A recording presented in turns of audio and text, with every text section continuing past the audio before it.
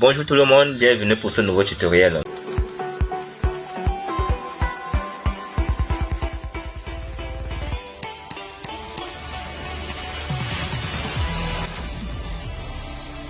Et aujourd'hui nous allons parler de Packet Tracer. Je me trouve obligé de faire ce tutoriel parce que vu certains commentaires, il y a beaucoup qui ont des problèmes avec la mise en place de deux machines en réseau.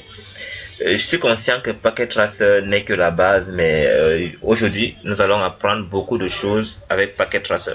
Packet Tracer est un simulateur réseau qui vous offre justement des équipements réseau tels les ordinateurs, des routeurs, des switches, des hubs et des pare-feux, tout ça, tout simplement pour essayer de simuler votre réseau et de le tester. Quand vous allez installer votre Packet Tracer, bien sûr, il va s'afficher d'une manière vierge, je dirais. Donc, vous avez plusieurs menus. Il y a le menu File, le menu Edit, Options, View, Tools, Extensions et le menu Help. À partir d'ici, vous pouvez créer une nouvelle image.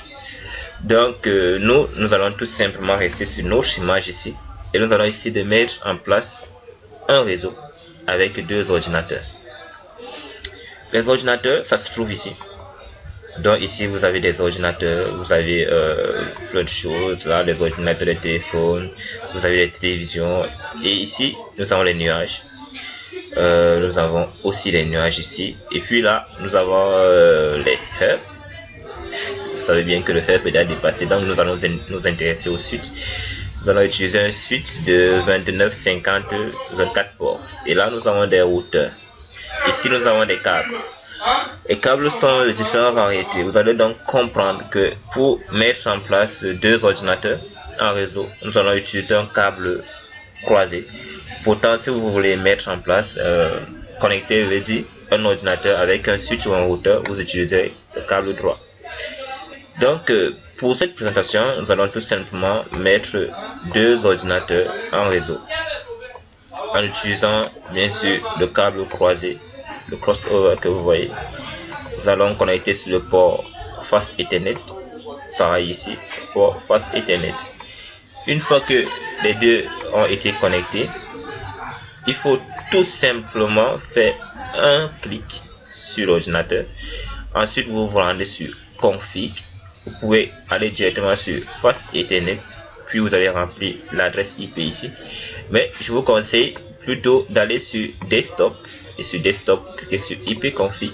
Là, vous voyez, vous pouvez faire un adressage statique ou dynamique. Je préfère en statique, comme ça vous voyez comment on va entrer l'adresse 192.168.1.0.1 par exemple, dépend du réseau. Automatiquement le masque de sous-réseau est renseigné. Nous allons fermer, on se rend sur l'autre ordinateur, on fait pareil, desktop, IP config, ensuite on va renseigner l'adresse IP dans le même réseau que l'autre, donc 0.2 par exemple. On ferme. Une fois que vous avez renseigné les adresses, vous pouvez maintenant faire le test avec les paquets, mais avant je voudrais bien qu'on teste d'abord les pings. Vous avez ce menu ici là, c'est commande prompt. Donc ici commande prompt, vous pouvez faire, c'est comme votre invite de commande sur votre ordinateur. Vous pouvez faire votre ping, le ping à l'adresse 192.168.0.1 et là on remarque bien que le ping passe. On peut faire un ping continu avec T.